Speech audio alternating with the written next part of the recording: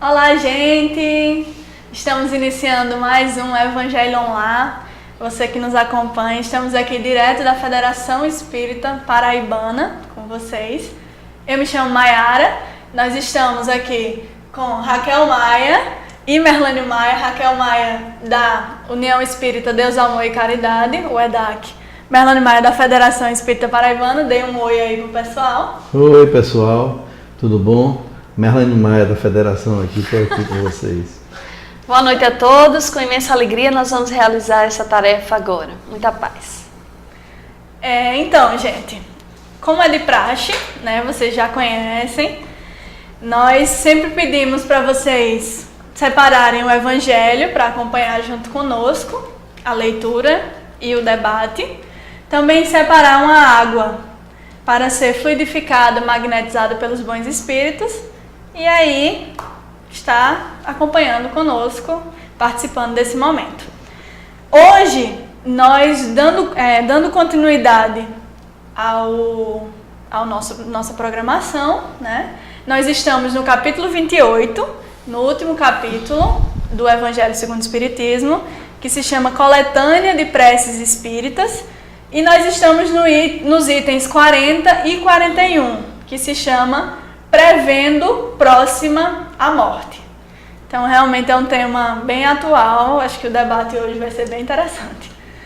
Então, lembrando que nós estamos falando sobre preces, mas Kardec mesmo, ele vem falar no início desse capítulo que o que dá valor à nossa prece não são as palavras que a gente utiliza. Então, aqui nós vamos ver um exemplo de prece que foi nos dado pelos Espíritos, mas não quer dizer que nós devemos fazer prece apenas dessa forma. O que importa é o sentimento, é a forma que a gente está conectado com Deus, não é mesmo? Então, depois desse lembrete, vamos iniciar com uma prece, que vai ser uma prece cantada, tá, gente? Hoje nós temos aqui violão, Merlânio, que também é meu pai. E vamos lá, pai.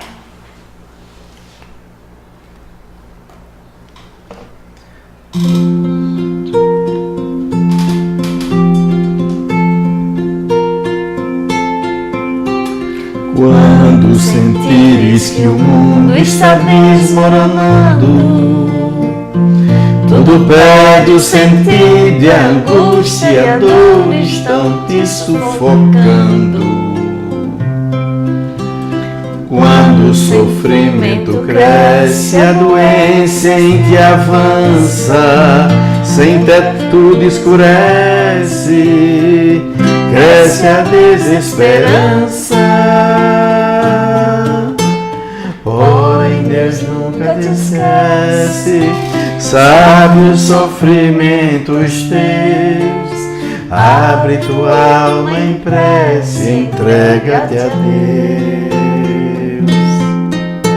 Deus é o poder sem limites, o Pai que ama os filhos seus.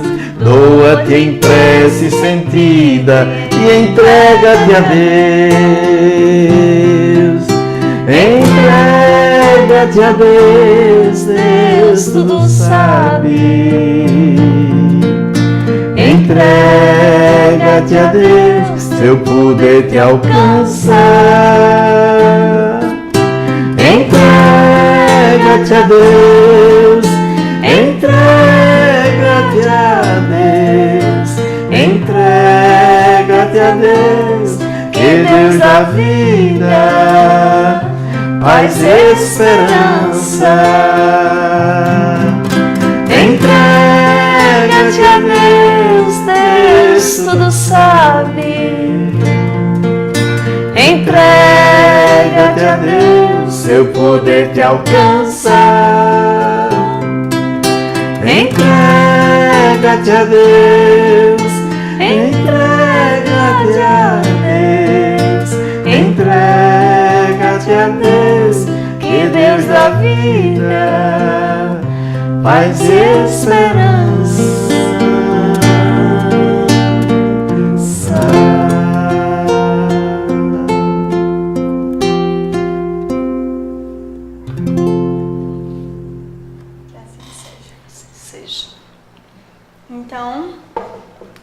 fazer a leitura? Então vamos agora fazer a leitura do Evangelho, no capítulo 28, os itens 40 e 41. Prevendo próxima a morte. Prefácio.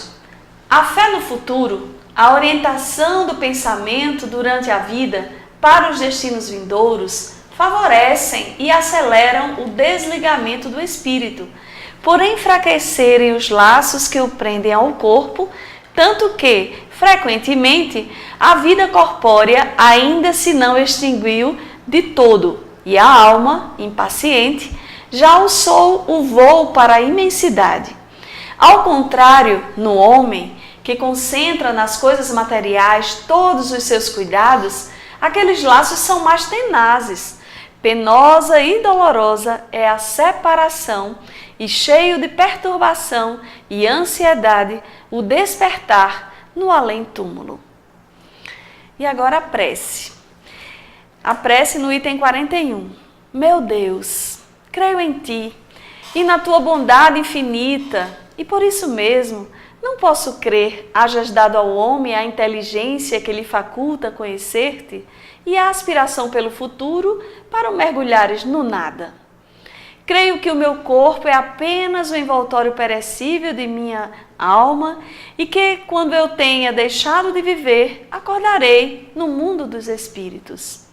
Deus Todo-Poderoso, sinto se rompem os laços que me prendem a alma ao corpo e que dentro em pouco irei prestar contas do uso que fiz da vida que me foge.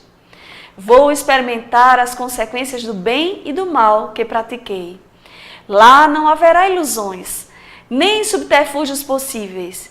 Diante de mim vai desenrolar-se todo o meu passado e serei julgado segundo as minhas obras. Nada levarei dos bens da terra. Honras, riquezas, satisfações da vaidade e do orgulho, tudo, enfim, que é peculiar ao corpo, permanecerá neste mundo. Nem a mais mínima parcela de todas essas coisas me acompanhará, nem me será de utilidade alguma no mundo dos espíritos. Apenas levarei comigo o que pertence à alma, isto é, as boas e as más qualidades, para serem pesadas na balança da mais rigorosa justiça. E tanto maior severidade haverá no meu julgamento, quanto maior número de ocasiões para fazer o bem que não fiz, me tenha proporcionado a posição que ocupei na terra. Isso também está no capítulo 16, no item 9. Deus de misericórdia, que o meu arrependimento te chegue aos pés. Digna-te de lançar sobre mim o manto da tua indulgência. Se te aprouver prolongar a minha existência, seja esse prolongamento empregado em reparar, tanto quanto em mim esteja, o mal que eu tenha praticado. Se soou sem dilação possível a minha hora, levo comigo o consolador pensamento de que me será permitido redimir-me por meio de novas provas, a fim de merecer um dia a felicidade dos eleitos. Se não me for dado gozar imediatamente dessa felicidade, sem mescla, partilha tão só do justo por excelência. Sei que me não é defesa para sempre a esperança e que pelo trabalho alcançarei o fim mais tarde ou mais cedo, conforme os meus esforços. Sei que próximos de mim, para me receberem, estão espíritos bons e o meu anjo de guarda, os quais dentro em pouco verei como eles me veem. Sei que, se o tiver merecido, encontrarei de novo aqueles a quem amei na terra e que aqueles que aqui deixo irão juntar-se a mim, que um dia estaremos todos reunidos para sempre e que, enquanto esse dia não chegar, poderei vir visitá-los. Sei também que vou encontrar aqueles a quem ofendi. Possam eles perdoar-me o que tenham a reprochar-me o meu orgulho, a minha dureza, minhas injustiças, a fim de que a presença deles não me acabrunhe de vergonha. Perdoa aos que me tenham feito ou querido fazer mal. Nenhum rancor contra eles alimento e peço-te, meu Deus, que lhes perdoes. Senhor, dá-me forças para deixar sem pena os prazeres grosseiros deste mundo, que nada são em confronto com as alegrias sãs e puras do mundo em que vou penetrar, e onde, para o justo, não há mais tormentos, nem sofrimentos, nem misérias, onde somente o culpado sofre, mas tendo a confortá-lo a esperança. A vós, bons espíritos, e a ti, meu anjo guardião, suplico que me não deixes falir neste momento supremo. Fazei que a luz divina brilhe aos meus olhos, a fim de que a minha fé se reanime se vier a abalar-se. Belíssima prece. Inclusive, Painho até fez uma observação que acaba sendo várias preces, né? Tem várias rogativas aqui. Mas é um momento que todos nós iremos passar algum dia, né? E aí eu queria perguntar a vocês têm medo da morte? Essa pergunta é muito interessante porque é a maior certeza que nós temos nesta vida é que iremos morrer. E é preciso que a gente possa compreender cada vez mais, e a doutrina espírita nos esclarece muito bem. A gente lembra no livro O Céu e o Inferno, quando Kardec, ele afirma, ele não pergunta, não é uma questão. No capítulo 2, Temor da Morte, no item, os espíritas não têm medo da morte. E aí ele esclarece justamente que os espíritos não têm medo da morte porque eles compreendem a vida futura e exaltam a imortalidade da alma. E ele termina a frase, inclusive, dizendo que os espíritas, quando realmente entendem a respeito do assunto, compreendem que nós não vamos encontrar um portal do nada, mas sim vamos encontrar o portal da vida. E a morte é uma passagem. E o senhor, pai? Eu assim, antes almejo. Eu não tenho nenhum problema em relação à morte, nem eu morrer. Eu acho que, diante do que eu já aprendi, eu acho que é muito melhor o mundo espiritual do que o mundo aqui na Terra. Por isso que a gente procura fazer o bem incessantemente, ocupar as mãos e ter coragem de não perder as oportunidades de fazer o bem, porque essa é uma realidade. Morrer todo mundo vai, né? A hora vai chegar, ninguém sabe se é daqui a pouco, e da forma como é que vai ser, ninguém sabe também, porque depende do merecimento, do que se fez lá atrás. Essa construção ela é muito mais, não depende tanto da gente, depende do que a gente fez. E o que a gente faz vai nos possibilitar uma vida melhor, mas sempre esse fato de você viver pensando com medo da morte ou apegado, eu não tenho também, não. Eu sou mais assim. E não sei se eu vou morrer, não, entendeu? Eu tenho certeza que eu já morri várias vezes, porque cheguei até aqui. Mas daqui para lá, digamos que muda a lei. Não, agora ninguém morre. Vai ser diferente. Você vai entrar no casulo e vai sair braboleta. Então eu acho que o temor da morte, ele vem muito com apego, com você começar a construir muitas coisas na terra, muito dinheiro, muitos bens, a família, você se apega muito à família, e isso aumenta o temor da morte. Quando a gente procura desapegar e amar incondicionalmente, mas sem apego, sem querer que aquela pessoa seja como você quer, ou aprisionar aquela pessoa nas suas teias de aranha, você tem uma tranquilidade em relação a esse final que é a impermanência da vida, a impermanência. Hoje eu sou seu pai, né? Seu esposo.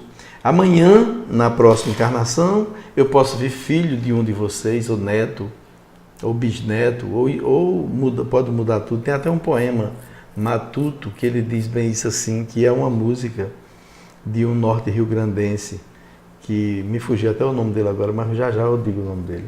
Que ele diz assim: seu doutor, não posso mais, dou o fim na minha vida e vou viver em paz. Eu sou viúvo, tenho um filho homem, arranjei uma viúva e fui me casar. Mas a minha sogra, que é muito teimosa, com o meu filho foi se matrimoniar. Desse matrimônio nasceu um garoto e desde esse dia que eu ando louco. Esse garoto é filho do meu filho, sendo filho da minha sogra, irmão da minha mulher. Ele é meu neto e eu sou cunhado dele. Minha sogra é minha nora, meu filho, meu sogro é. Nessa confusão já não sei quem sou. E acaba esse garoto sendo meu avô. Então, esse poema, ele no gracejo, Elino Julião. Elino Julião é o autor. Ele, no gracejo dessa música que ele fez, ele quis dizer, mais ou menos sintonizado com o universo da reencarnação, que hoje eu sou seu pai, amanhã posso ser seu filho, posso ser outra coisa qualquer, eu posso não lhe conhecer, né? Posso vir até como seu marido, a mesma coisa seu também, eu posso vir como filho, como avô, como pai. Então a gente não sabe porque as leis da vida, elas são muito interessantes. Agora, em Memórias de um Suicida, só o suicida que perde o direito de renascer no grupo familiar que ele vive. Está lá dizendo no Livro dos Espíritos, no livro Memórias de um Suicida, que, em todos os casos lá acontece isso, todos os espíritos que se suicidam, eles perdem o direito de renascer naquele grupo familiar, porque nós renascemos em grupos familiares e vamos evoluindo. É importante a gente lembrar que... Vai mudar de assunto ou vai continuar nesse mesmo assunto? Sobre a morte, não é? O Espiritismo vem falar sobre a morte de uma forma muito clara para que a gente possa compreender e quando a gente realmente entende isso, sobre a imortalidade da alma natural. Porque, por exemplo, o Espiritismo vem dizer que morte é vida. Morre-se apenas o corpo físico, o corpo biológico, não é? Mas, na realidade, a todo momento é momento da gente renascer. E renascer sempre para a vida espiritual, porque nós estamos aqui de passagem. É uma temporada.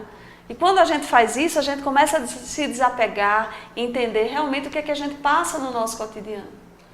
E agora sim, tem gente que brinca, né? Diz, eu não tenho medo da morte. Na verdade, eu não tenho pressa também, né? De morrer.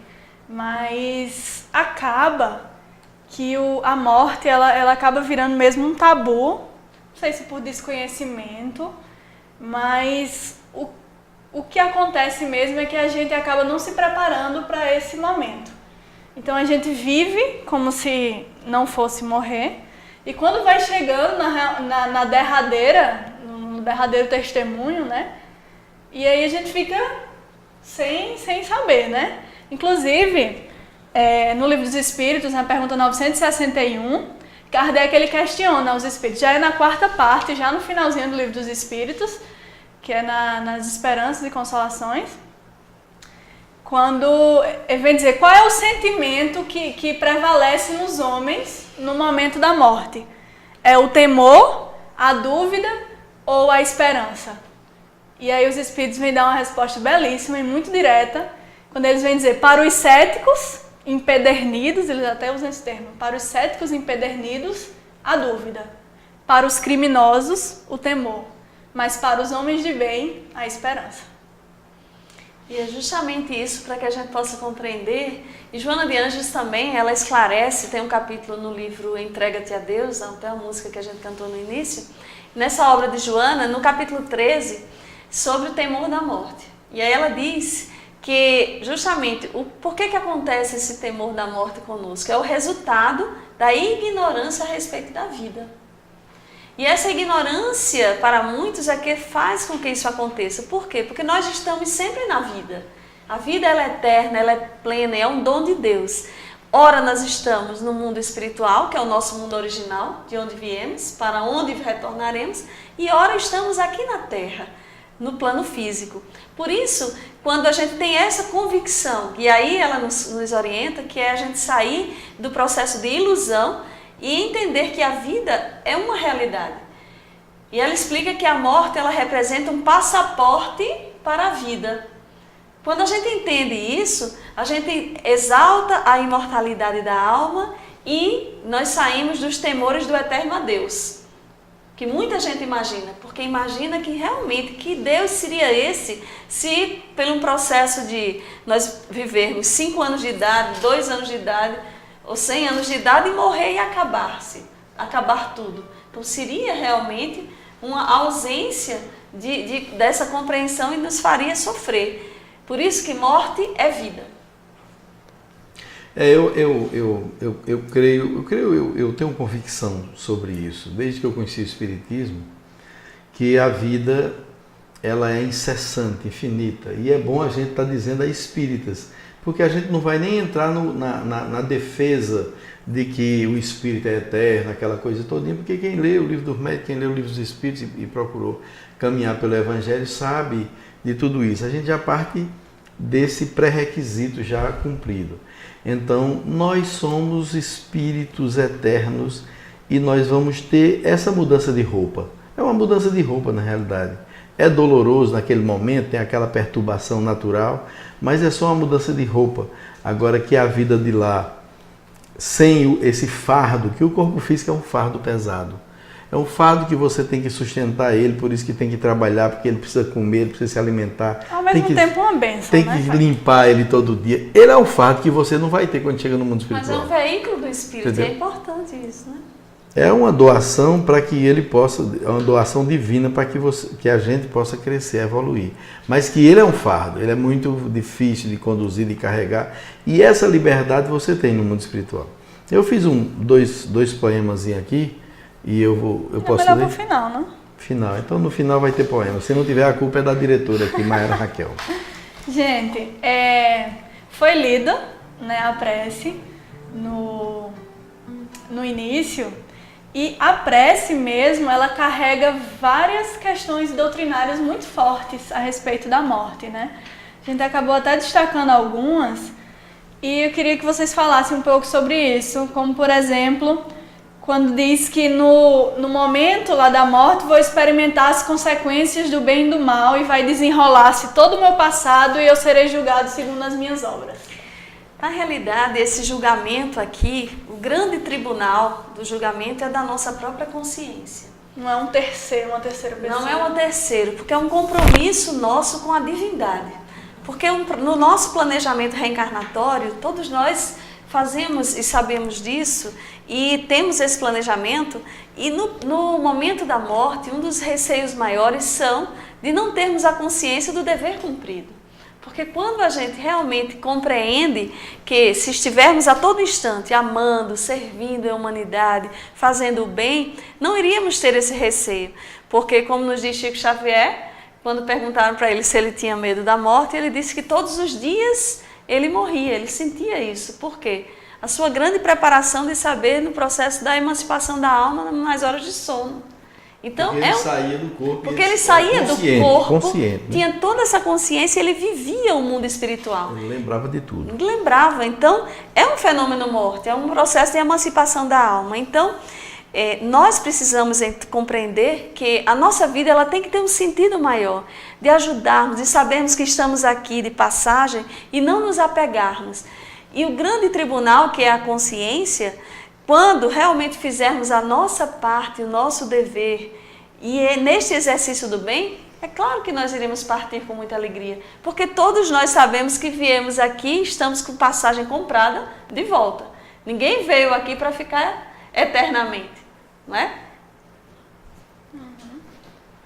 Sobre essa questão do julgamento que a própria pessoa faz, porque o choque é muito forte. Quando o indivíduo, a gente lê nos livros O Breve da Vida Eterna, que tem casos de 5 desencarnes, tem no livro, agora eu estou até lendo o livro Ação e Reação, e eles vão mostrar que quando o indivíduo se vê, na hora que ele vai se liberta, que vê o corpo dele lá estirado, que ele tem consciência que desencarnou, na mente dele passa assim todo um histórico da vida, porque ele começa a se avaliar. Isso é interessante.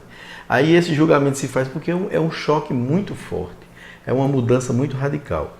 E aí esse indivíduo começa a se sentir assim, como será, eu mereço isso? Tem um caso lá no livro, já no livro Voltei, de Irmão Jacó, que o espírito foi assassino, ele matou um rapaz na juventude e desencarnou velho. Só que ele se dedicou ao bem e Bezerra de Menezes leva ele para ele. Quando ele vai chegando em nosso lar, que ele vê a ponte de luz para passar, ele começa a gritar, eu matei. E doutor Bezerra disse, não, meu irmão, você já venceu, você já se quitou nessa mesma existência.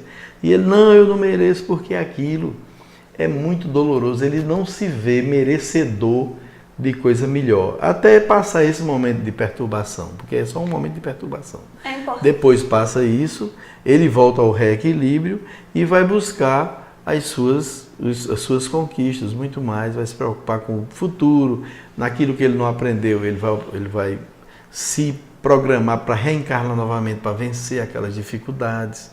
E é isso aí, é muito isso. E a gente destaca também que isso vai de acordo com a condição evolutiva do espírito, não é?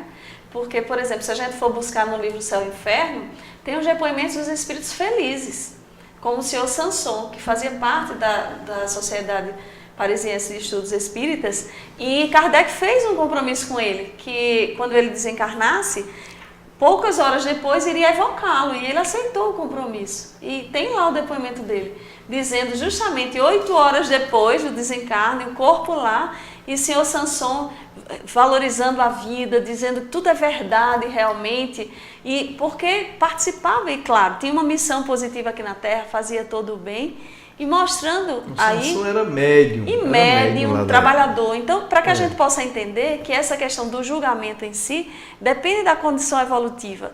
Hoje ainda é o momento mais importante das nossas vidas, para que a gente possa se transformar e a gente ter, vamos dizer, o que se chama a boa morte, aquela em que a gente vai com a consciência tranquila, de seguir adiante, de se renovar, porque aqui na Terra é preciso cada vez mais se desapegar. Então, isso é o que vai caracterizar esse nosso julgamento. Essa questão do apego, né, que ele coloca em vários momentos aqui. Senhor, que eu me desapegue de tudo quanto eu tinha, não sei o que tal. Aqui no texto, né? Por quê? Porque o apego, até pelas pessoas, é uma coisa danosa, é negativo para o espírito. Ele tem que aprender a amar sem se apegar. E isso é difícil, não é fácil. Coisas e pessoas. É, né? Coisas e pessoas. A gente vê no livro Voltei que Frederico Figner ele disse que até os livros da biblioteca ficavam uma energia prendendo ele, e foi preciso Bezerra de Menezes e o irmão Cavalcante fazer a ruptura daquela energia, porque estava prendendo ele, o cofre. Então tem que se ligar nisso também. Quando eu vejo também essa questão do desapego, eu lembro sempre e lembrei agora do mancebo rico, né? O que hei de fazer para adquirir a vida eterna? Então ele já sabia os mandamentos, então cumpre os mandamentos. Mas Senhor, eu já cumpro tudo isso, então todos os mandamentos, não matarás, né? O exercício maior do amor. Quanto o apego prende a pessoa. O que aconteceu? Jesus então, sabendo que ele tinha detentor de tantos bens, ele disse, né? Então vai, vende tudo que tens, dai aos pobres e segue-me. Jesus sabia que o apego era o problema. E o apego dele era aquele problema, era o apego. Então, o que é que ele fez? Pediu ao mancebo que fosse, ele deixou para depois, não conseguiu. Ele pegou, saiu correndo. Então ele sabia, isso serve para cada um de nós. Nós ainda somos muito apegados na maioria das vezes. E como é que a gente vai fazer isso, a se desapegar? Qual é esse exercício? É buscando viver o hoje como se ele fosse o último momento, o último dia daqui da existência física. É dizendo que ama, é ajudando ao próximo, é doando, fazendo, nesse momento, por exemplo, a gente está vivendo momentos de chuvas, momentos de necessidades para tantas pessoas, a gente ir ao nosso guarda-roupa, retirar aquilo que nós não usamos hoje. Às vezes a gente fica, não, quando eu for usar tal dia, ora, e a gente sabe se vai ter esse amanhã? Não é muito melhor que a gente faça esse bem hoje e que a gente ajude, porque nós estaremos assim construindo o quê? A nossa verdadeira bagagem para a gente levar. E aí, como nos diz o próprio Evangelho, né? Verdadeira propriedade, a inteligência, o conhecimento, as qualidades morais, são essas que nós vamos levar. E o fenômeno morte é que vai caracterizar essa passagem para o mundo espiritual e que ela seja muito feliz para todos. A gente precisa viver sem receios, sem temores. Para isso é a confiança e a crença no ser divino, o nosso Pai, a inteligência suprema, causa primária de todas as coisas. Então, gente, não basta só não fazer o mal, né? O Livro dos Espíritos já nos fala sobre isso. Kardec perguntou se para a gente assegurar uma boa posição futura, bastava apenas não fazer o mal. E aí os Espíritos dizem não, tem que fazer o bem no limite das suas forças. Né? Só assim você vai garantir essa sua posição futura. Então aqui vem falar também sobre isso, de ocasião para fazer o bem que eu não fiz. Exatamente. E aí tem também diversas outras questões, mas que a gente já está com o nosso tempo bem estourado, né? Mas é bom dar uma lida. Você quando chegar em casa ou quando tiver um tempinho, né? aproveita essa lição e procura ler, procura sublinhar. Faz como Maiara, olha o livro de Maiara como é. Todo riscadinho lá, o meu é todo coloridinho. O dela é todo sublinhado. Então, porque aqueles pontos que a gente precisa aprender, porque a vida é um aprendizado, é só isso que a gente leva. E lembrando que a prece, né, que aqui foi orientada, uma prece, mas não é para decorar essas palavras, mas é esse sentimento que nós tenhamos de cada mensagem que aqui fala, para que a gente possa realmente se entregar, sentir cada vez mais a bênção e pedir forças a Deus para nos ajudar sempre. Exatamente. Então nós temos ao nosso favor a doutrina espírita, que ela vem nos falar sobre a sobrevivência do espírito, que nós podemos nos comunicar com aqueles que já foram, e até quando nós formos também. E vem falar vem nos dar esperança no futuro. Enfim, vem nos dar realmente todo esse bálsamo, todo esse subsídio para que a gente não tema a morte, né?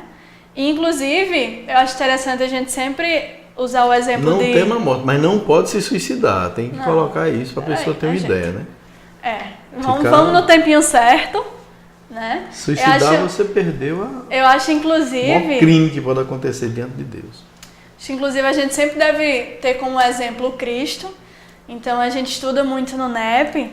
E Jesus, ele encarava a morte assim, super de boa, né? Tanto que ele chega... Tem 3 momentos que até no Novo Testamento é chamado de anúncio do Calvário, o anúncio da paixão, que ele vai preparar os seus discípulos, porque ele já estava super preparado para esse momento, né? Então, chega um momento que ele vai dizer, gente... Vai ser preciso que eu volte a Jerusalém, que eu passe pela mão do sumo sacerdote, que eu seja entregue ao povo e tal e tal. E ele assim, tranquilo. Aí mais os discípulos apegados a Jesus, né? Super entendo, não julgo. Mas porque ainda é da nossa condição. Mas a gente julga assim, não vale mais assim como um peso para eles, porque é um julgamento que a gente faz. É porque eles são muito gente como a gente, então... E os discípulos não, Senhor. Tá mesmo diz, mestre, não vou deixar que isso aconteça contigo. É quando Jesus diz, afasta-te de mim, Satanás, que tu tá sendo para mim motivo de escândalo, né? Então é uma passagem muito interessante, mas é que a gente possa realmente encarar esse momento de uma forma tranquila, uma passagem mesmo. E é essa passagem que para os estudiosos do Evangelho, configura que Jesus jamais disse aquele Pai, afasta de mim esse cálice. É baseado nessa preparação que ele tinha bem antes, essa fortaleza de não aceitar que ninguém dissesse qualquer coisa que ele dizia que era Satanás. É baseado nisso aí também. Então, gente, faça como o Pai falou, dê uma lida mesmo, mas não é ler como ler literatura não, é ler estudando mesmo, tá? Para que a gente possa cada vez mais interiorizar esses conhecimentos aí, para que a nossa evolução intelectual auxilie nessa nossa evolução moral. Então, a gente sabe que aqui não se encerra, né, esse debate de forma nenhuma. Então, se vocês quiserem continuar o debate, comenta lá no canal do YouTube, no Facebook, que a gente vai estar procurando responder, tá? Então, vamos para as nossas considerações finais. Raquel. Então agradecemos a Deus a oportunidade e que possamos nos preparar cada vez mais para passar por esse fenômeno morte, nos conhecendo, amando a cada momento, servindo ao bem, fazendo a nossa parte e com muita alegria no nosso coração, porque a vida ela é bela, esse dom divino é preciso ser bem aproveitado e a gente precisa cada vez mais fazer com que a nossa vida valha a pena.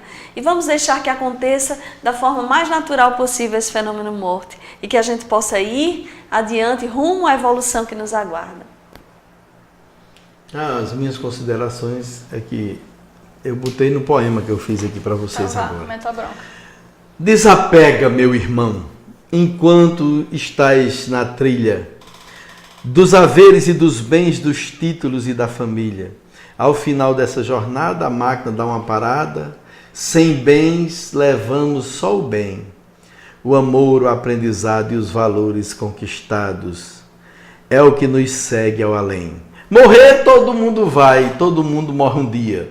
Porém, quem já tem razão precisa ver que a harmonia é a base da existência.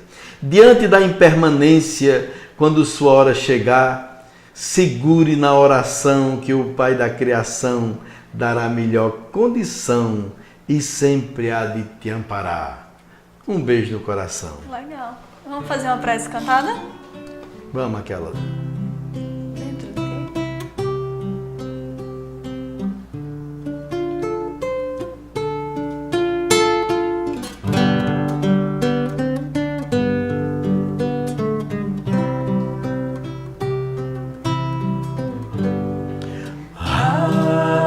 Agradecemos, Senhor, Senhor, estes momentos de paz, nós te sentimos aqui, em vibrações fraternais, na estrada da vida, conduz-nos ao bem, na alegria e na dor. Seja o amor nossa bandeira de luz, arma do Mestre Jesus. Seja o amor nossa bandeira de luz, arma do Mestre Jesus. Jesus.